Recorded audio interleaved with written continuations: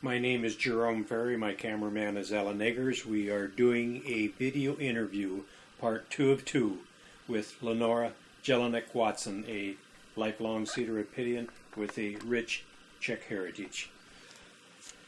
Lenora, in the last tape, I had mentioned to you that when you were a young girl, if you ever did anything towards the war effort, and you had expressed in the pre-interview of this very interesting story of this the large group of people that were murdered over in Bohemia. Could you tell that story before we get into the main part of your interview? It was the town of Linn, and it was outside of Prague, and the Germans came in and they made all the men and boys get out in the street, and they just took machine guns and they killed them all and just left the wives and children behind.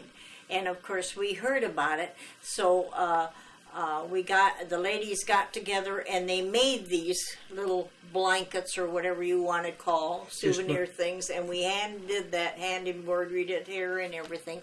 And anybody who donated any money towards this so we could support those mothers and children got this as a memo. This was a memo. And you were supposed to put your glasses in there or whatever you want to and tie the string like that. And then you kept it. And my dad just always kept it. My folks always kept it because they gave a donation.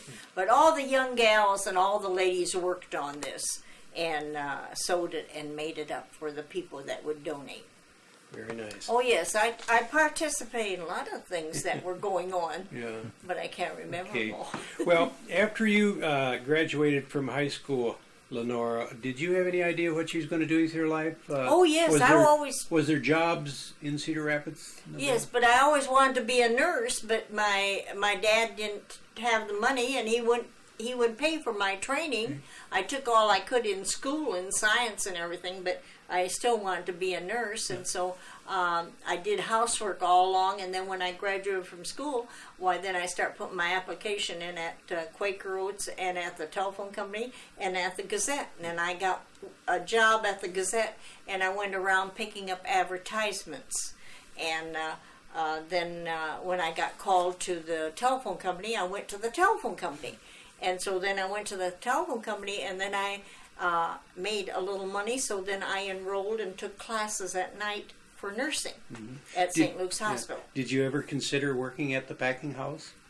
Oh no, my dad told me he would see me dead before he let me work at the packing house.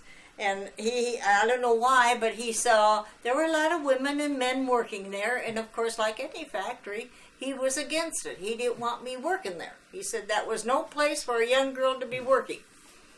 And so I couldn't have put my application there. Did you take enough classes at St. Luke's for you to decide you knew you wanted to still be a nurse? Yes. Well, you had to take beginners classes, and a lot of the classes were just little extra classes that really didn't help you too much in nursing, but what you did is then in the spare time you made beds and gave bedpans and stuff like that. You did all that dirty work, more or less. But that all went in with nursing. Was any of the younger girls, were they going off to service?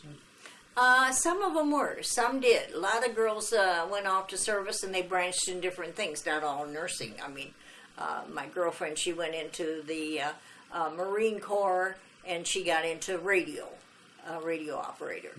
And they just trained you wherever they thought fit. Because you had to take tests, when you went through boot camp to qualify you. Did that kind of help you to make a decision to go into military yourself, or was it the only way you could get a nurse's training?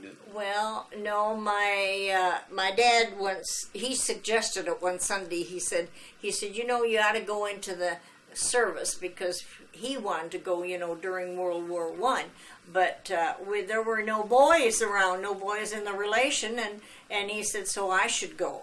And then I said, well, I'll look into it. When I looked into it, they told me that I could go into the medical corps, and I would get my training, and I would have an RN. If I studied and passed the test, I'd have an RN when I got out of the service, which I did. So what branch of service did you study? I went to Navy. And You would have been called a wave. Yes, a wave, but I was actually in the hospital corps. Mm-hmm. So where'd you take your go to boot camp? I went to Hunter's College, and then Where was that? At Hunter's College, New York, and then I went on to St. Albans to get my nurses indoctrination and the training in the medical corps.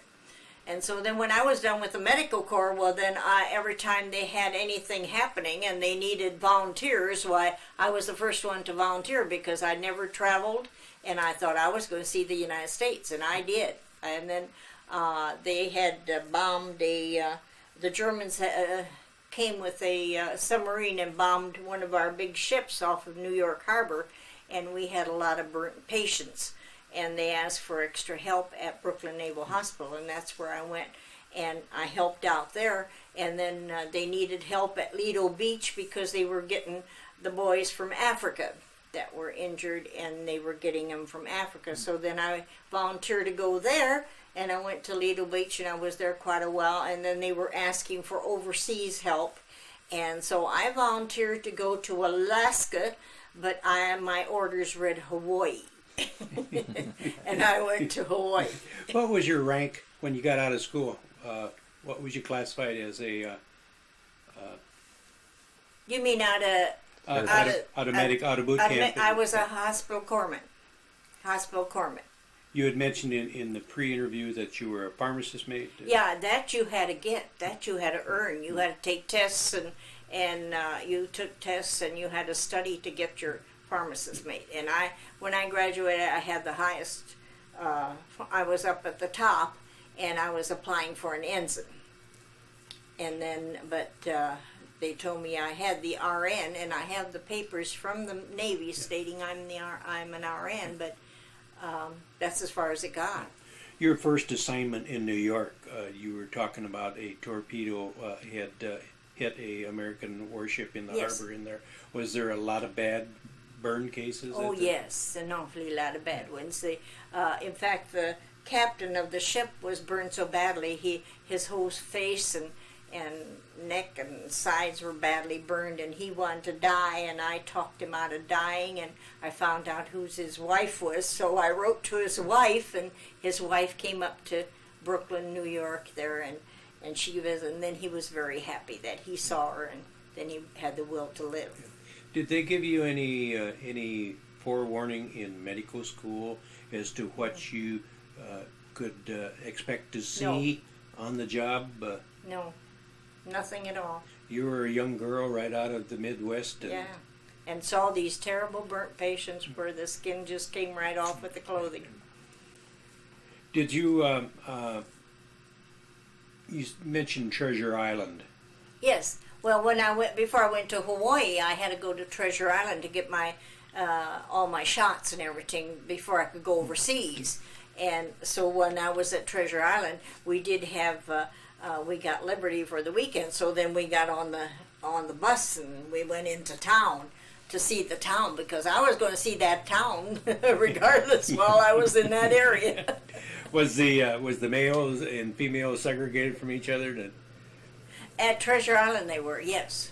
We couldn't associate with the males, but we were by ourselves while we got our shots and got ready. And then we went overseas, in a ship, and we were on the second deck, and the boys couldn't come down on second deck, and we couldn't go up, and they were above us and they were below us on different decks and hanging over the rails, but there was nothing. They couldn't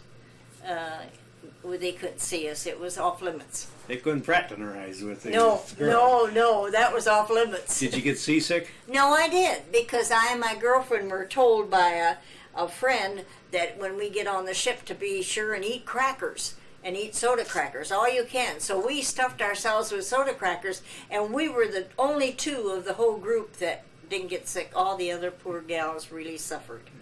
They were very seasick, got real seasick. So where were you stationed in Hawaii? Well, they took us right away to Pearl Harbor, and we were, I was at Aiea Heights. That was on top of the mountain where the Japs came over. And there was a very crudely built, fastly built hospital, and they had some very good doctors there. and that's where I was stationed. And I was stationed there for quite a while, and then they needed somebody on the ambulance run, so us girls would take turns off the wards and go on the ambulance run, where we'd go down there and we'd pick up the burnt patients and the patients that were shot and bring them up there. Did you ever get a chance when you were over there at that time to go down to the harbor at Pearl to see the devastation, or wouldn't they allow you down there? No, they didn't allow us down there. We couldn't go down there, and if we went off the base at all, we were very restricted in areas we could go. And if we ever went anywhere off the base, we had to go with a group. The Marines would come in and they'd want 5 girls or 6 girls, and they would have to sign for us. They'd have to sign us out. They'd sign themselves. They'd have to sign their names, and then we could spend the day with them. And usually they had a Jeep, and we'd go on a picnic or we'd go touring the islands. This picture in your uniform, is this early on? Well, this was in Hawaii. Mm-hmm. Yeah, I had that picture taken when I hit back the States, so I had a picture of myself in it. Yes. What time was that? What year was that when you were in that Hawaii? would be in 41. 41 was when the Pearl Harbor was attacked. Yes. So it was. No, that 41. So that was after 41. 42? Yeah. So it must have been 2 or 3. Yeah. Boy, I keep losing track of time. Yeah. But I was in for the duration, for the whole war and the duration, 6 months after. And this picture up here, then Oh, is you that don't have when a picture of me? when you first got promoted? The hula skirt there. Oh no, that was a liberty. You know, all of us girls had to buy hula skirts, and so we got them from the natives, and the natives were making them, and so I don't remember how much it cost us, but you'd pay the natives, and they'd make you a skirt, and so a lot of us girls got them, so we had to naturally get down on the shore and take pictures to prove we were in Hawaii. What's in the background? That is Diamond Head, and we never could get to Diamond Head because there didn't seem to be roads there or anything. We never got there, but we did see Diamond Head when we went by it with the ship. Mm-hmm. You know, they pointed it out. Then the photo right next to it is in Hawaii too. Yeah, that's Royan. That is actually going into Honolulu. Royal Hawaiian. By the Royal Hawaiian Hotel, but it's going into Honolulu on the boulevard. This is the boulevard, which is the interstate now, but it's boulevard, and it was full of palm trees, and there'd be little naked natives that would want to climb up those trees, and coconut, they'd say, and they'd climb up, just shimmy up those trees and get a coconut and throw it down at you. You know. Was at that time period, was a lot of the native women, would they have been topless? Yes. Were a lot of the some children? of them were. Mhm. Some of them were, but they were very shy, and they lived in shacks all along from our hospital up on that mountain down to Pearl Harbor. It was just shacks along the way there. Did you drink then? Did you hit the bars, or No, that was not no, your? we could never hit the bars. You couldn't. You weren't No, allowed in the bars. We weren't allowed in bars. Yeah. No, if we were allowed in bars, we'd lose our liberty. In Hawaii, what type of medical problems or cases would there have been? Was there still a lot of badly injured, burned patients? It was mostly, we got an awfully lot of patients that came off the ships that the Japs did that. Kamikaze? Yes, kamikaze too. And we'd get the direct patients off those ships.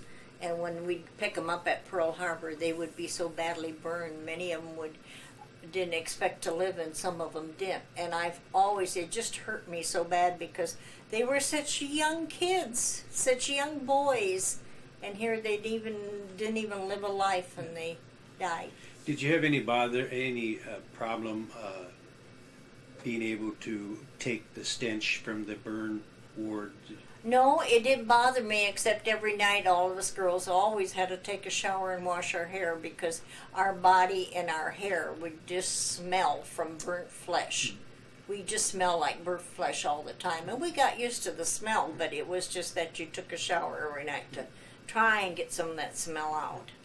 Talking about hospital conditions, of course, you think nowadays how it is in the hospital. I imagine it was very primitive. Yes, it was. Your conditions. Yes, but we had very good doctors, very good conscientious doctors, and conscientious people working on all the patients. So, did you find yourself with a promotion yet? Promotion. Or an upgrade? Well, that's where I got one promotion there in Hawaii, but I had all the others before I got there. Did I kept studying all the time so that I would keep being on top. Did you finish your tour in Hawaii, or did you go on to someplace else before you? No, we were going to, before the end of the war, they had asked, they needed girls over in Formosa very badly, and so I decided to volunteer. And I volunteered to go to Formosa, and I was supposed to leave, and then all of a sudden they restricted us all to barracks, and they wouldn't tell us why, and we had to stay on the hospital tour. I mean, we couldn't even go to our barracks. We had to stay at the hospital, and we stayed there, and we were there about, I know, it was all day, and I believe part of the night, and finally then they came and told us that we could go to our barracks, and the reason we were restricted is because they dropped the bombs, the atomic bomb on Japan, and they didn't know if there'd be a tidal wave or what would happen to Hawaii. They expected a large tidal wave, and they expect us all wiped off the island. But it didn't happen, so, and of course that was the end of the war. I wanted to ask you before we get off this subject, was there penicillin in those days? No, we had sulfa. We had a lot of sulfa, but penicillin hadn't been started yet. It just more or less going to get started, and so it was real rare. So what was sulfa supposed to be? Sulfa was just like penicillin almost. It was a powder, but it was supposed to stop any infection, and they would put it on raw sores, and but mostly on any of the burnt patients, we used a lot of Vaseline bandages, and soaked Vaseline into bandages and put it on patients. How about radios? Did you have radios to listen to? Did you know what was going on in the world? Or No, we didn't have very many radios. It was just word of mouth or whatever spread among the people. That's when you heard anything. But actually, you were so busy, you didn't. Well, I know you knew the war was going on, and you had enough to do, and it must be still going on because you were getting patients. You know. Did any of you, of course you were all young girls, did any of you get despondent with what you had to do day in and day out? Or? Well, that's why they switched us around. See, they had us up at the hospital at Aiea Heights for a while, and then they put us on the ambulance duty, and then they would put us at the dispensary, and the dispensary was there between Pearl Harbor and Honolulu, and that was for, if you got a cut or you needed a bandage, or a lot of the boys, when they go swimming out in the ocean, they would be cut up with the coral reef, and the coral would really whack up their legs and stuff, and then we had to use this tincture of violet, which was very purple, and paint their legs or wherever they had the bruises on or the cuts on, so they wouldn't get infection. When you found out the war was over with, was there pandemonium in? Oh yes, everybody was downtown excited. Hawaii? Well, everybody was excited, but we couldn't go down. We couldn't go down and celebrate. The only thing is, they did tell us the next day that we'd be marching down Hawaiian Boulevard from Pearl Harbor to Honolulu, and we would be marching down and then marching back, just to prove that we were all for it, that the war was over with.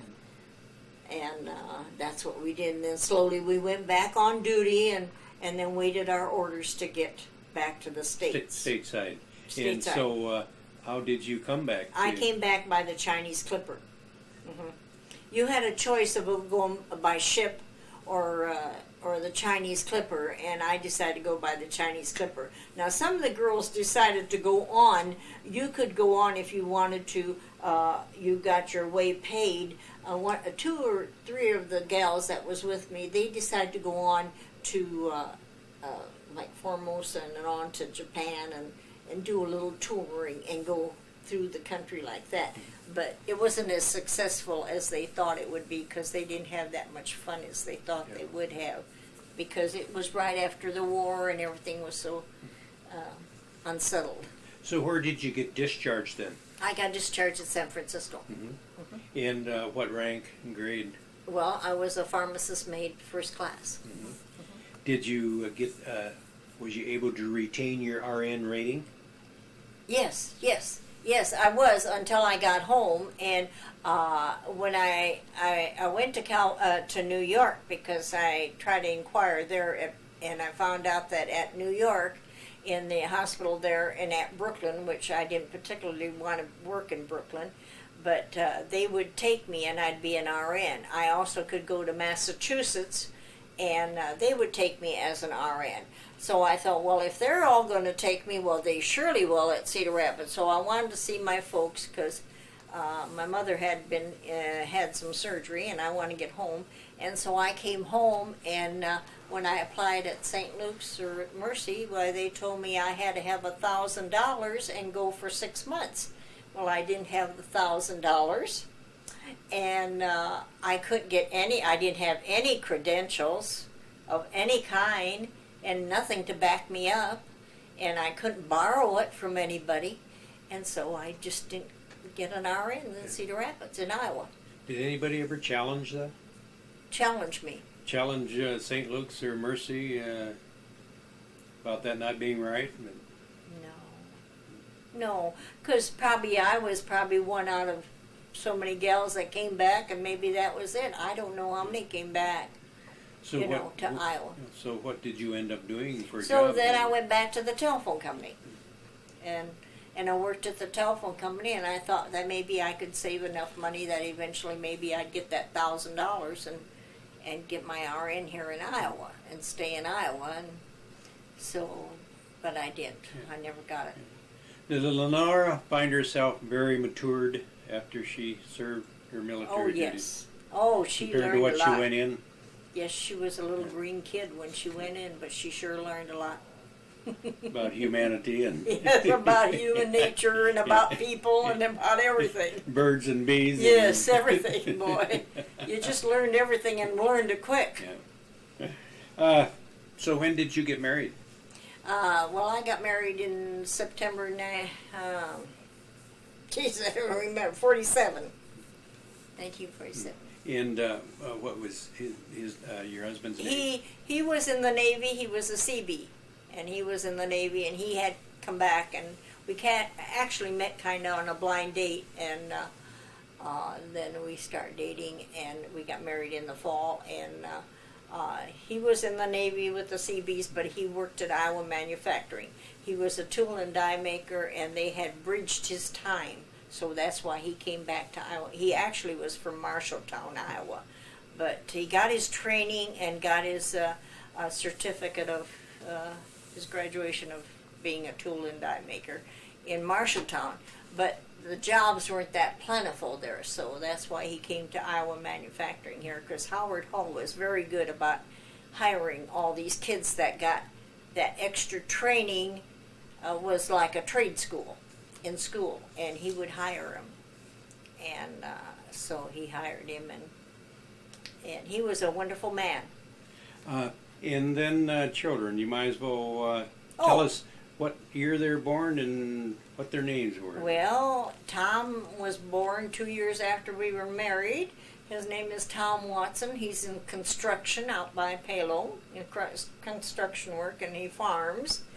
And my other daughter, then she was born 3 years later, and that's Pamela Lewis, and she was an English teacher, and she didn't care for that, so she went to law school and became a lawyer, and then she was a judge here in Cedar Rapids, and now she's got a private practice. And then my third daughter, she was born 3 years later, and she's a missionary, and she's been a missionary for 5 years with her husband. Was that Luann? 25 years. Luann? Yeah, that's Luann. And that she's been a missionary 25 years, and they have one son. And he's graduated out of college, and he's on his own. And then I have the youngest one, that came about 6 years later, and her name is Susan, and she's a math teacher, 8th and 9th grade math, and she married a young man that's he teaches geometry and calculus and all that stuff at Benton Community School, and they have 2 little boys. So where did you decide to set up housekeeping, the 2 of you? Well, we were in an apartment, and then of course when I got pregnant with my first child, well, we had to move out of the apartment. We were in the apartment on 7th Avenue, which I was down their way the other day, and that's the only house that is sitting on 7th Avenue. They got all those beautiful homes destroyed on both sides of the street, and it's just full of parking. Cars, that's all. Urban renewal. I guess so. I remember when before the post office was built there, you know, they were beautiful old houses with big parlors and everything in them. Anyway, we decided that we'd get ourselves an acreage, and we found this little acreage, this one that I'm living on now, which we've lived over 50 years. And we bought the 7 acres, and it was 10 acres. I'm sorry. I'm getting mixed up. It was 2.5 acres, what it was. And so we were here, and of course, naturally, I had, my folks were farmers, and Dad worked at the Bagnos, but that was in my blood, so naturally I had to have a big garden, and then as the kids grew up, why, it was hard to get a job, and Tom, my oldest one, he was in 11th grade, and he couldn't get a job. We tried to get him a job everywhere, a part-time job. All he could do is help Mr. Davis make hay in the summer, but that didn't last long. And so we had a big apple tree, and I used to give away the apples, and I told him one summer, I said, listen, this year we're not going to give one apple away. You pick all those apples off the tree, and then we're going to sell them for $1 a bushel. And we sold 20 bushels, and he was thrilled to pieces to get $20. This small place you purchased. Yes. Who owned that previously? Howard Hedges. It was a summer home, and it was just a little kind of a 2-room house, and it was their summer home that they used. He was in real estate. Oh, the Hedges real estate. Yeah, and this was all wilderness out here. This was all woodsy and cornfields and everything else. Any modern conveniences? No, we had an outside toilet, and we had a pump, and we had eventually had a well dug, and then had running water in. Put running water in. It all in time, not right away. Is this would this place have been near what they used to call the Red Ball Road? The Red Ball Road is over there. Yeah. Yes. But we're right close to Highway 94, which was a clay road, and that's where, before they made it into Highway 94, why you couldn't go across it when it rained. Why did they call it Red Ball? Because it was clay, red ball clay, and it just ball up on the wheels of the wagon and on the horse's hoofs, and they couldn't even go through it. They used to put planks and boards over here up here right past us a little ways. They used to put planks there so that some of the wagons could go across on the boards, and then they would sink in, and they'd put on more planks. At this time, did your dad still have his truck farm over on O Avenue? Yes. Yeah. Yes, he was doing truck farming there, and he couldn't raise carrots very well because he used horse manure, and it made him wormy, and so he couldn't sell them. So then I decided to raise a lot of carrots and have the kids kind of help with the carrots, weeding the carrots and stuff, and then we give him carrots and he'd sell it. And actually, I sold the carrots, and then we had a big red raspberry patch that I would pick with the kids, and that paid for their dentistry one year. Paid for all their dental bills. And so this is how you kind of got into that's how I got into truck farming. Truck farming and farmers markets. And right. Didn't your son? Didn't he have a help him purchase an acreage by Covington?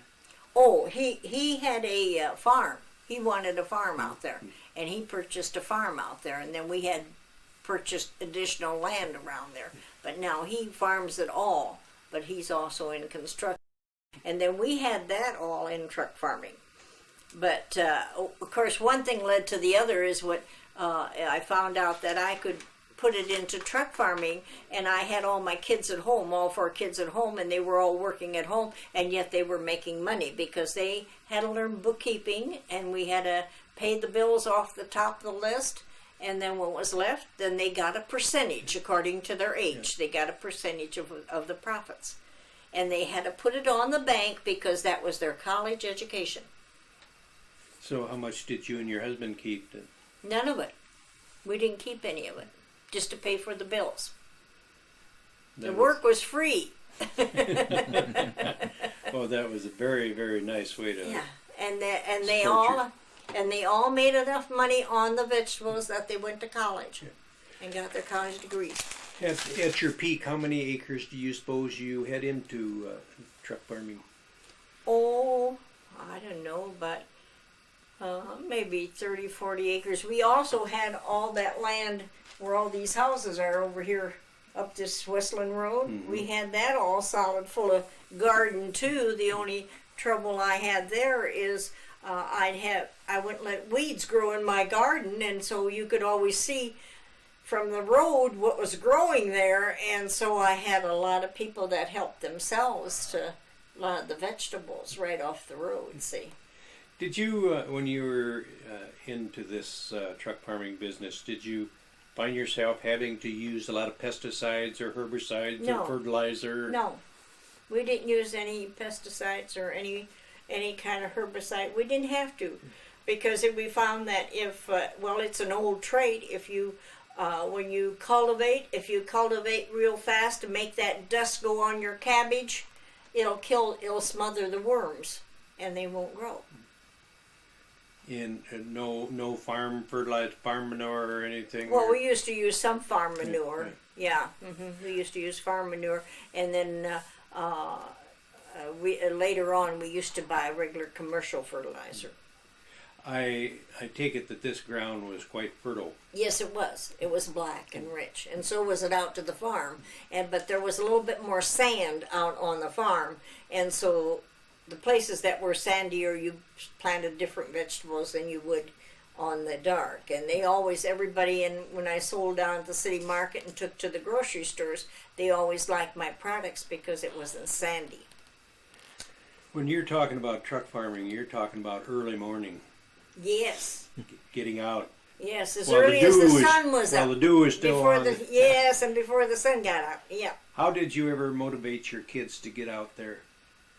Because they made money. See, every market day we'd come home and they'd count the money, and then right off the top of the list, all the bills had to be taken out of the profit, and then whatever profit was, then they got a percentage, and they got the money right then and there. See? They got it right then. Yes. They knew what their hard labor was. Yes, yes. So they got it, and they knew many times they would come home and pick extra beans or extra sweet corn because somebody wanted a bushel of sweet corn or a bushel of beans or something, and they knew if they picked those beans, they'd make clear profit on those beans, and boy, they'd do it. They'd come home and do it. I didn't have any trouble. Lenora, when you had this much garden planted, wasn't the weeds? They didn't dare to grow. I wouldn't let them grow. I was forever out there hoeing or pulling the weeds, and as we picked the vegetables, if there was a weed in the vegetables, we'd pull it. And the kids were instructed the same, and they would do that because I told them that the stuff would produce twice as fast and twice as much if they kept them clean. And of course, I got the reputation down to the city market that I had a garden that didn't have any weeds, that when I'd look at the weed would die. This was a typical picture of one of your gardens. Yes. Mm-hmm. Mm-hmm. And that road in the background, would have that been? That would be Westland Road here. Mm-hmm.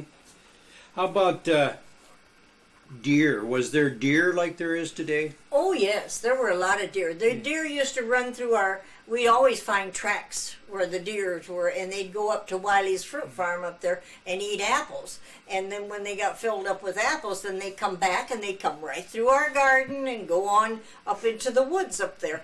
And one time it was Christmas Eve. It was in the afternoon of Christmas Eve, and my youngest daughter was doing a puzzle here by the picture window, and she was maybe 5-6 years old, and all of a sudden I was in the kitchen and she started screaming and screaming, and across the field here came buck and about 4 deer came running right towards the picture window, and she was yelling that there's no Santa Claus with them. Okay, it was close to Christmas Eve, but there wasn't a Santa Claus. So I had to explain that. Before we get too far, this photo here is a photograph of your dad's farm. Yeah, that was the acreage, and if you see the hills in the back, that was all woodsy and all big fields. That was a big pasture where we used to pasture, and now it's all houses and it's condominiums and it's all filled in. But O Avenue would be in the foreground. right in the front here. Right in And the off front. to the right-hand side would be Edgewood Road, approximately. In that Well, area. about 2 Left. blocks. Yeah. Quite a ways. Mhm. But approximately it was in the corner of Edgewood and O Avenue. Well, it wasn't Pretty on the close in. corner, Yeah. but it was down a ways. Yeah. Yeah. It's still there's a barn there now, and there's a barn, and there's a windmill, and they built the house, and they kept the old bungalow, but they built around it and made it a southern mansion. So, along with all the truck farming, did you raise any produce or poultry or? Oh yes, I used to raise chickens and ducks and geese. I even had ducks and geese down here, and then of course then when the farm came along, and Tom came back from he was in the service, and when he came back from Vietnam, then he got the farm. We had a lot of ducks and geese, and I raised as many as 500 ducks and maybe 200 geese, and dress them all in the fall, and they would be sold before I even brought them down to market.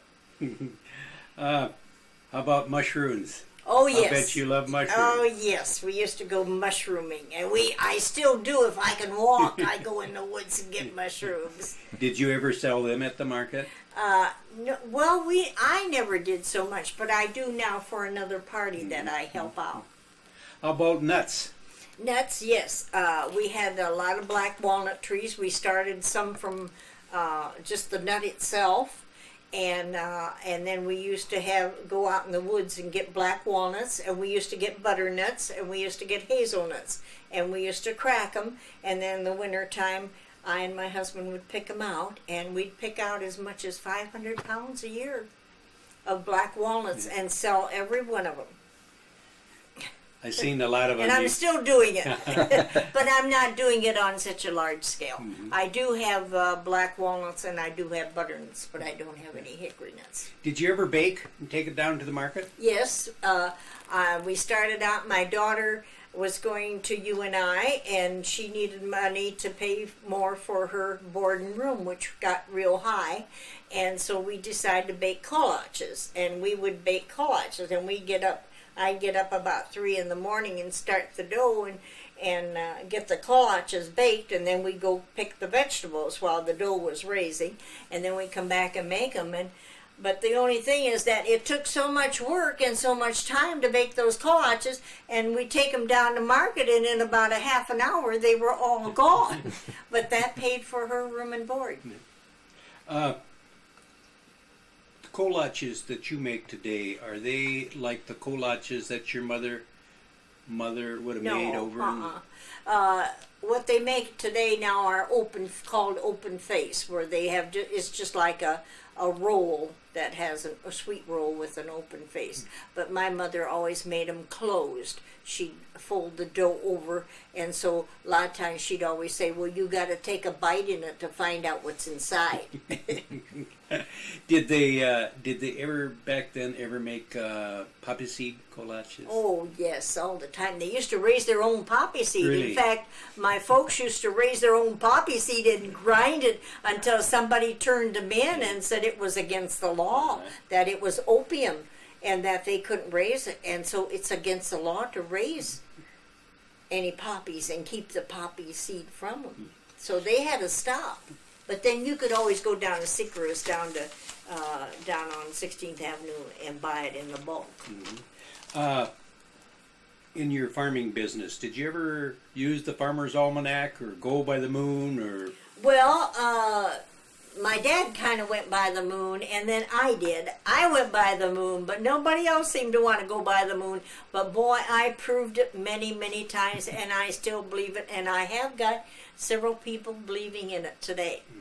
Because you plant your radishes at the right time of the moon, and you'll have radishes. Otherwise, you have tops, and you don't have radishes at the bottom. And it's the same with any vegetable that you plant. If you plant it at the right time, you will have the right vegetables, and they'll yield heavy. Was it a must that the potatoes had to be in by Good Friday? Not always. No, not always. This operation, this truck farming, was this a joint operation between you and her husband, or was this between you and the kids? Me and the kids. He didn't. Well, he helped. It wasn't really his bag. No, he worked down at our manufacturing, and he worked all day. So we did all the work during the day and try to get it done by the time he got home. Did he pretty much let you call the shots? Yes. Yeah, I ran the business. I and the kids. Did you have hobbies? I'm sure you did throughout your life. Oh, yes. I had a lot of hobbies, a lot of sewing.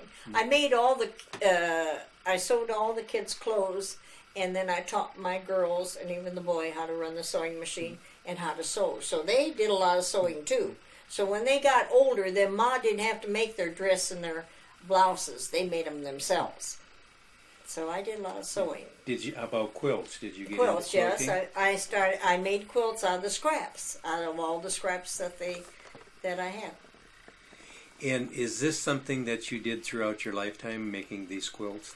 No, I made these later in life because I didn't have time early when we were in the truck farming business. I didn't have that much time to make quilts, but otherwise I did other things. I sewed other things. I made a lot of aprons and I made pot holders and pillows, and I would sell them down at market along with the produce to help the kids' college. These quilts on the rack here, how long would that take you to make one of those quilts, just an average quilt in there? Well, an average quilt, the way they make them now in sew stripping and doing it on the machine, I can cut it out in the morning and sew it in the afternoon to have the top done. But then, see, the quilting takes longer, and I have quit making them by hand. I do it all on the machine. Yeah. Did either one of those there on the top, did you win anything for making those? Oh, yes. I entered this in here, and that was, that one's upside down. Anyway. That's okay. That and I won $25. I entered that in the contest, and I got $25 for that. And this one was entered last summer. That's a patriotic. Yes, in Chicago.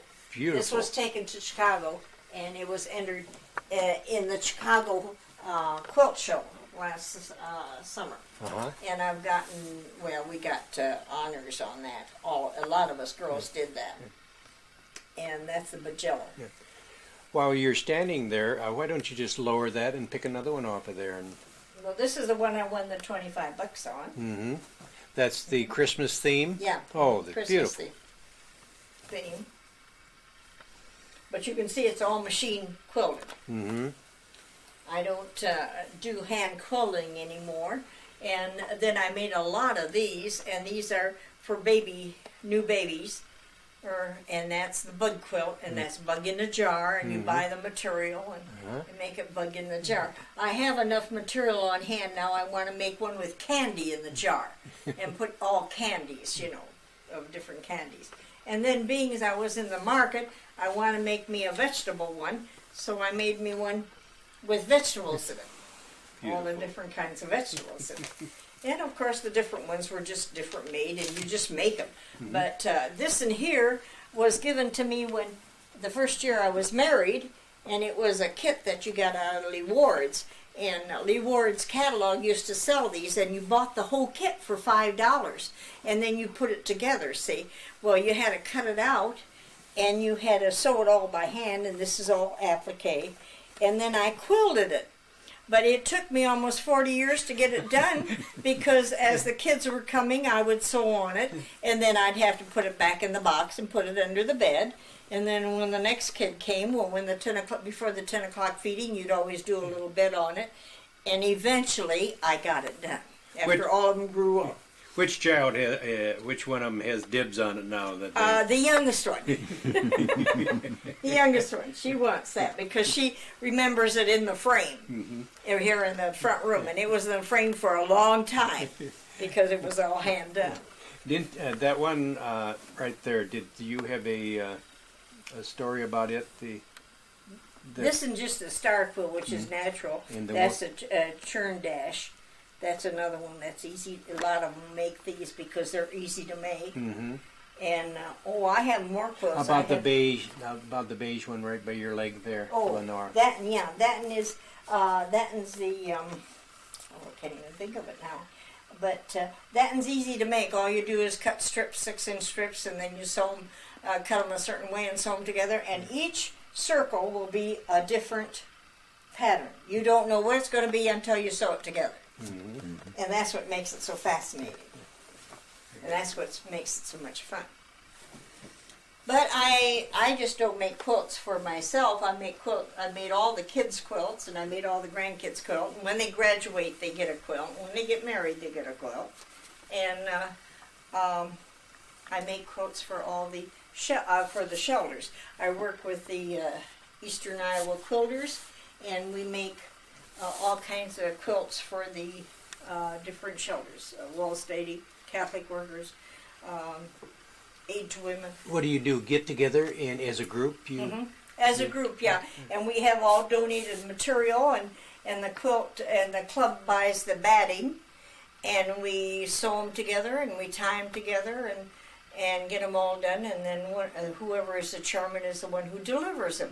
And about 4 years ago, I was a chairman for about 6 years, and 1 year I made over, well, I didn't make it. I and the girls made them. We made over 1,000 quilts, and were given to all the shelters. And somebody turned my name in, so Governor Branston gave me the Star Award. Oh, great. And another one of your hobbies was making rugs.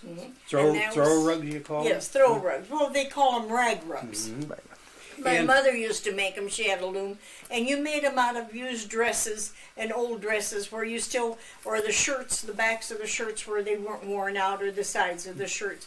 But you cut them into strips? Yes, I cut them into strips like this, and then you sew them together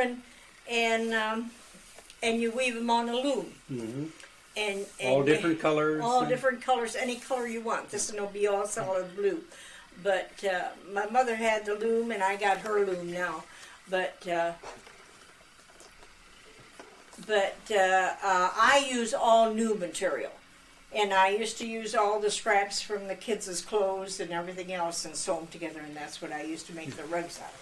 In the early days, you could look down at a rug and you could say that piece or that scrap come from so-and-so's shirt. That's right. That's right. That's right. But in the old days, they all made them out of the leftover clothing.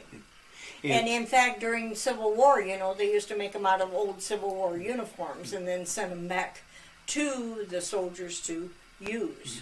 Could you say that these were made out of scrap and people's time back then didn't mean anything? Could you say that would have been a cheap rug for a woman to make and throw on her floor? And yes, it was. They could wash it repeatedly without damaging it? That's right. And it protected the floor. And actually, if you, like my daughter's a missionary, where she used them to put on the floor because the floors were so cold when she served up in Alaska. When she was up in Alaska. How many quilts do you suppose you made in your lifetime, just approximately? Oh, brother. Oh, maybe 50, 75. How many throw rugs? That goes in the hundreds. Too numerous to even want to think about. No. Did you have a lot of, through the years, having a lot of your friends, oh, would you make me one of those? Or Oh, two of yes. those? I used to get an awful lot of orders, and people would want certain colors. And then I used to also they would cut up their sheets or tear up their sheets, and I used to make them out of their sheets or whatever they had. But I quit that because I'm getting older, and I make out of what I got. Mm-hmm. These looms that you make these on, is this something that your mother would have done and handed down to you? Or? Yeah, my mother had a loom and she made rugs. As I said, she made out of old rags. But when I did the family tree on my dad's side, I found out that my great grandfather had a wooden handmade loom, and he wove cloth. The cloth that they would make their clothes out of. How long do you suppose it would take you to weave one of these rugs? Well, it Just would in an take average. a yard rug. It maybe take me about 10-15 minutes, but to get it prepared, and then when you take it off the loom, you have to cut it, and then you have to trim it, and then you have to tie it, and that takes longer. You probably don't watch a lot of television, do you? No. No. Not enough hours in the day. Right. There aren't. And I have cable, too. What was the different purposes of these rugs? Just mainly for the floor, or? No, not necessarily. Usually, most people had them on their back porch to take all the dirt before it came in the house, for one thing. And everybody scraped their feet on them because they took a lot of abuse. And then, they use them for all kinds of things. I used to make little ones and put them on the backs of overstuffed chairs because men with their oil in their hair, they used to wear a lot of oil in their hair, and it would be all across that whole back of the chair. And then the kids in kindergarten, all my kids in kindergarten had to have a rug. So when they went to kindergarten, I had to make a lot of rugs for people who wanted rugs for their, because see, they could take those rugs and lay on them and have their nap. And when they got dirty, they threw them in the wash machine, and that was it. They didn't have to dry clean them. And I imagine you always They use... even go into dog houses for dogs and in cat baskets, just anywhere. You could probably always find one in front of the kitchen sink, too. Oh, where yes, the always. water would slop on the floor. Yes, always in front of the kitchen sink. Yeah, and took care of everything. Was this was probably an art that went back quite a ways. Oh, yes, way back. Because there used to be, in Des Moines, they had... at the History Center there, they had a couple real old ones that were made out of wood, and then actually, just like in Africa, they have these looms. They just make them out of young saplings, and then they tie the cords, and they weave their tapestry. And they do that in a lot of the little islands and stuff. They don't have regular looms, but they're made very crudely. But yet they make what they're intending to make. Mm-hmm. You evidently had this apron collection for quite a few years. Oh, yes, I have. Yeah. Well, how it started, just like when I give my talks, I tell them a lot of these aprons laid in my cedar chest. And one day I was cleaning out my cedar chest because I wanted to give it to one of my daughters.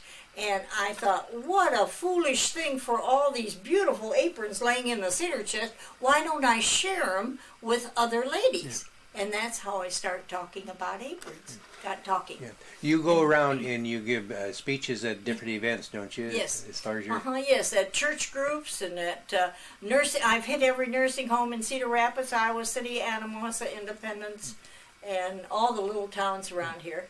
What do you suppose your oldest one is? That you this can would be recall? the oldest one because that was my grandmother wore it. This And that would go way back to 1920. This was a necessity. Yes. Or this was something a housewife yes. would wear every day. Every day. They wouldn't quit. Did they have weekday aprons and then Sunday? Yes. Sunday yes. aprons? The ones that they wore when they came home from church, and then the ones that they would wear during the week. Mm-hmm. And the ones that were worn during the week were the ones that were all worn out or all faded. And Now, would most of them make their own aprons? yes, most of them made their own aprons because there was a certain amount of pride in making your own apron and showing it off. You know, the one apron here is this one right here is in the Czech Museum, and it's over 100 years old. They have one just like that in the Czech Museum. Mm-hmm. But I was given this when I was in Europe. I was given this, and it's all handmade, and the beautiful work on the back is just as nice as on the front. But that's a handmade one. And you were telling us about the story that you had one that a black lady had given you, that Yes. her mother. Yes, and I'm trying to find it. Good. And it's she had I had given an apron talk, and she enjoyed the apron talk so much, and she said her grandmother was a slave, and she had her apron that she was like a mammy and took care of little ones, and she wanted to know if I would take it, that she thought that was the best place for her apron to go. She didn't know where to have it go. And so I take it, but I can't find it now. Now, do you make this collection, or you buy, sell, and trade aprons? No, I actually, a lot of them have been given to me. A lot of them I had, like all these crocheted ones were my mother's and my aunt's when they went to the Czech dances, the apron dances. And then this woman in Czechoslovakia, when I was there, she made this apron purposely for me. And she was 80 years old, and she said she had to make me something to remember her by. And so she had made this. So a lot of them are given to me and handed down to me, and there's always a story behind each one, Did you which is interesting. Did you find yourself doing a lot of research on? Yes, I did. The I history did a of lot of aprons? reading. Yeah, after I decided to give talks, I did a lot of research and a lot of reading on aprons, and found out how far back. In fact, I quote the Bible. When I give this speech, I quote the Bible. There's a saying in the Bible where Adam and Eve the thing is that they discovered that they were naked and they needed some coverage. So they took fig leaves and made each other an apron to cover themselves up. So the word apron actually is in the Bible. Do you have any risque ones that women would wear for their husbands? No, Huh? probably. Do you suppose we could see one? Twist her arm. You're being trippy. Yeah. My grandmother, when she She's came... avoiding the subject. Well, I could show it. Go my, ahead. My grandmother, when she came over on the ship, she wanted something to do, and they used to do this kind of handwork. And she made this handwork, and then my aunt made it into an apron. Beautiful. But just that piece there. But, oh yes. Show us the risque one. Not this one? You want to see this? Yes, that one there. Oh, you think that's so cute. Yes, I do. That I found Well, at a flea market. Show I us didn't show make us it. the rest of it. Well, then you lift up the skirt, and it's got an underskirt, and it's got little panties. Oh. That's what probably and the bust is stuffed. There's really stuffing behind. Somebody probably as a waitress would probably wear this. I don't know. They used to wear a lot of little aprons like this, cute little aprons, waitresses in different restaurants. Why do and you places. suppose that custom has been discontinued? That nobody wants to wear aprons Well, anymore? I think it's because we have a washer and dryer, and we can throw everything in the washer and dry, and it's much easier. They're not the washing isn't such a difficult thing to do, and so why wear a garment to wash? And I think that's it. But there's still some ladies that do wear aprons. There's a lot of them that tell me when I go and give these speeches. Now this is like for a wedding, you know. But when I give speeches, they'll say, "Well, I still wear an apron. I still wear an apron." Now, would a typical housewife find herself using this in the garden to put produce in? Oh yes, there? like my mother and my aunt and dad, they used to always wear these aprons. And when a lot of times my mother would bring little baby chickens in the apron into the house, you know, to put them in a cardboard box, or ducks or something, or gather eggs in them. Or if she was out in the orchard, she'd pick up apples for an apple pie in her apron. Her apron was it was also a handy thing to wipe your tears, wipe your dirty face if you were eating something and your face was a mess, or if company was coming, it was wonderful to wipe off the top of the table. It was always handy. Yes, it was the handiest thing there ever was. Wipe little kids' runny nose. Yes, that's right. That's right. What's the one there? The patriotic one. Oh, this, and I always end up my programs with this to show that we all are patriotic, and I had made that for to represent our country. Very nice. But these crocheted ones all are ones that they had at dances. The more fancy Yeah. dress up. Well, you know what? One woman tried to outdo the other woman, so she'd make a more fancier apron than the other one, and that's how all the crocheted fancy aprons came out. You didn't pay as much attention to a woman's dress as you did to the apron. That's right. That's right. That's right. And the thing is that most of the women had only one or two dresses too, so the apron would protect them, so they didn't have to have a closet full of clothes like we do now. Yeah. Was this the type of apron that a Czech lady would be Where they wear all to a function? yes, and they all wore aprons, regardless what kind of a costume they had on or what they were wearing. They all wore aprons, and people always did wear aprons. My mother always wore an apron. My grandmother always wore an apron. I don't think you found anybody who didn't wear aprons. Here is Lenora again with a Czech apron. What would have been the Costume. occasion? And it's a Czech costume. It was Hobie Days, and that's my daughter on the other side. That she made her costume. I made my costume, and she made hers. And then her son, or my grandson, is in the center in a suckle costume, and that's a suckle costume from Europe. And we were there for Hobie Days on 16th Avenue. Did you try to make all of the Hobie days? Well, I go to most of them, yeah, and participate one way or the other. Usually we sing there, or there's something that I participate in. Did you ever enter into the mushroom Oh yes. contest? Oh yes. In fact, I have a large thing that I won Trophy. for first prize. Trophy Yeah. for first prize. For the yes. biggest one? I made a display in a basket with quite a few big ones. Uh-huh. Can you still expect to go out and have good luck finding them like you used to? Oh well, I'm hoping so if I can walk. No, but I mean in these later years. Oh, yes. Can you still find them? Oh yes, we found them last spring. Yeah. Where? Yeah, Where? last spring and last fall. Well, you don't tell anybody where you get mushrooms. No, they're in my son has on the farm. There's quite a bit of woods, and we get it there along the river too, in the woods. You still look forward to that? Yes. Getting out in the I spring love of the it. year. Oh yes, I love it. I love it. The only thing is, there were several times I ran across.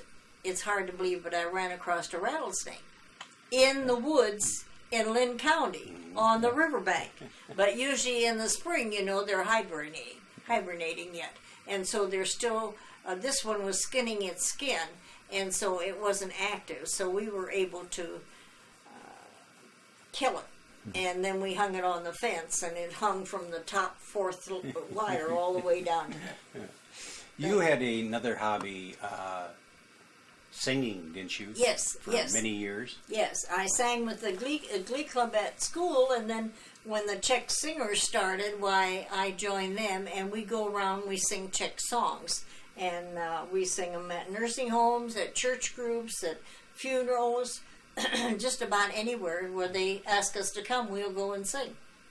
As long as they want Czech songs. Mm-hmm. And there's quite a few of us gals.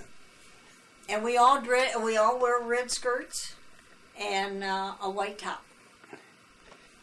Did Wayne have any hobbies like you did? Yes, he liked to collect old, rusty gas engines that were just a piece of junk, and then he'd bring them home, and he'd work on them, and he'd fix them up till they were running.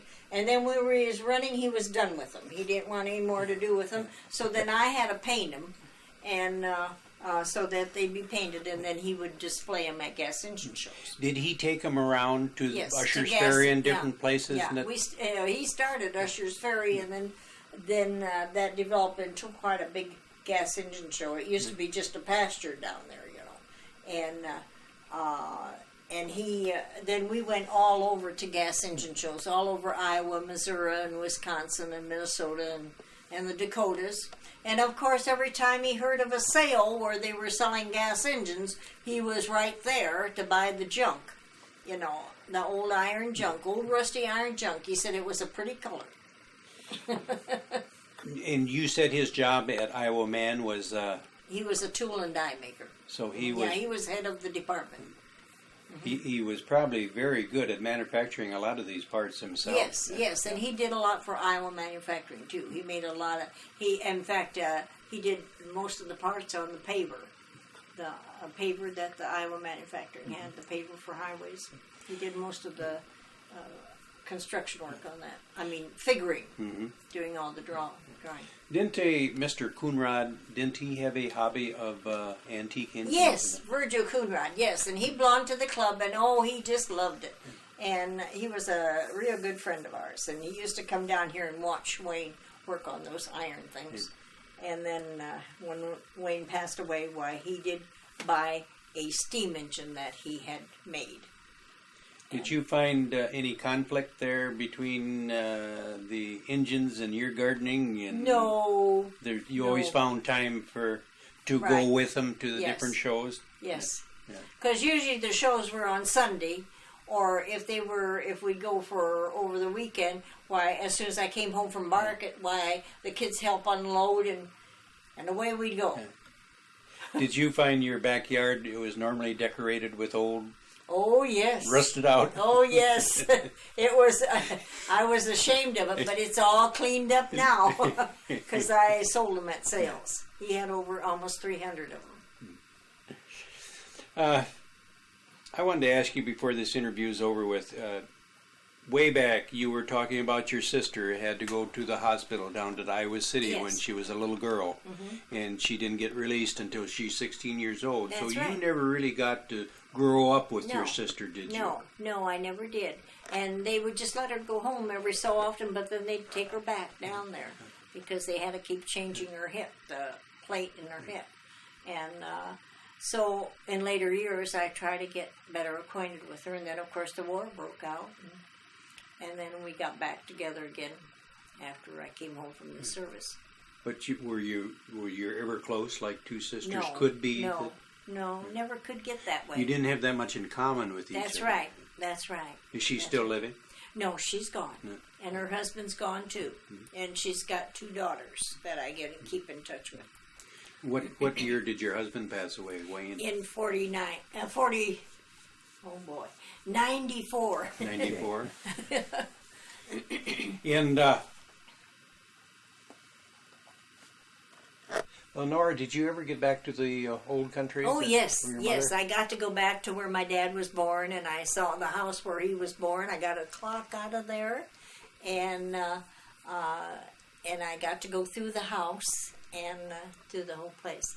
And I got to see some relatives that were relation, which was a distant little cousin boy. And then last March, I had him come over here, and he came over here to the United States. You were telling a story that you had somebody over here from that country, and you Yes. took him to a supermarket here in Cedar Rapids. Yes. I took him to a supermarket, and he was so overwhelmed that I had to take him back home because he said it just was too much. It was too much. Then I took him to Walmart because he wanted a pair of jeans, and we had to go back home till he got his bearings, and then we went back over there, and he's a 40-year-old man. And he wanted a pair of jeans, and when we got there, he was so beyond himself about the jeans. He couldn't believe there were shelves and shelves of jeans, and he could choose any kind he wanted to and any brand he wanted to, And then he wanted some shoes. He wanted some walking shoes, good walking shoes, because he is athletic-minded. And so we went in the department, and he was just overwhelmed because there were so many different kinds and so many different brands. And then we went, I think it was to Kmart, and I took him to Kmart, and here they had a special that day. You buy one pair of shoes and you got the other one half pair. So I think he ended up with about 4 pairs of shoes. He couldn't believe it. Before we wind this tape up, Laura, let's talk a little bit about your children. This picture here is the 4 children. Yes. And from left to right. Yeah, it's Pam and then Luann. Pam is the lawyer, and Luann is the missionary, and Sue is the math teacher, and Tom is the construction worker with the farmer. And then Down below, that's the one below there. That was our either Thanksgiving or Christmas dinner, where we're all down there, all the kids. We all get together every chance we have, and of course, we have so much food that we can't eat it all. But and right in front is the 2 youngest grandchildren, which is the same picture that's over here, and they live next door here. They build a house next door, so they're real handy when I need a daughter, But the kids are over here all the time. They'd rather be over here and play in the yard than at home. There's more But to that's do. all right. More to do at Grandma's. Yes. Always Grandma's got something to drink and eat. The bottom picture down there, that is a picture of your husband sitting beside you. Yes, and our grandchildren and the grandchildren. How many grandchildren do you have? I have 7. Didn't I say 7? 7. 2, 4, 6, 7. So how many does each? Pam has 2 of them. One's in college. He's going for his MA, and he's in Boston College. And Luann, the next one, she's got 1 boy, and he's graduated from college. He's in computer drafting, and he's working. And then Sue is the youngest one, and she's got the 2 little ones here. They don't look very little in that picture, but they are. And then Tom has 2 girls, and they're all growing. This picture of Tom, what was going on there? That was the dedication after they had cleaned the ballpark and where the Veterans Memorial was, and that was a dedication where the senator was there and he was doing the dedication, and Tom was there in grubby clothes. My son was there in grubby clothes because he had brought all his heavy equipment to unload the tank and the gun and everything that they had taken from the ballpark. And I told him that he should have had a better jacket, but he said he was working. Which one is your son? This is Tom right here. Okay. He wasn't even dressed up, but the senator shook his hand anyway, so I guess it didn't matter. Did Tom let him store this stuff out on his farm? Yes, he had it all. There it is, stored out on the farm, and they had it stored there. They brought it out there, and then during the summer, different vets would come out there and help him clean it up, and they cleaned it all up and sanded it all up, and then they polished it, and then they painted it before they wanted to take it back to the vet. So then they made arrangements where they could put it at that Veterans Park. He actually donated all his equipment to make the park, and they made it, and then they sell these bricks with your name, and any veteran can have a brick there if he's alive or dead. He can buy a brick and have it laid there, and so that's what he had designed that, and then they laid him down there. And this year he was chosen the Veteran of the Year. I gotta get that in. Yes, great. Lenora, unless you have any other memories to share with us, the Cedar Rapids History Center, the Linn County Historical Society, would like to thank you very much for sharing your memories with us. Oh, it's been my pleasure.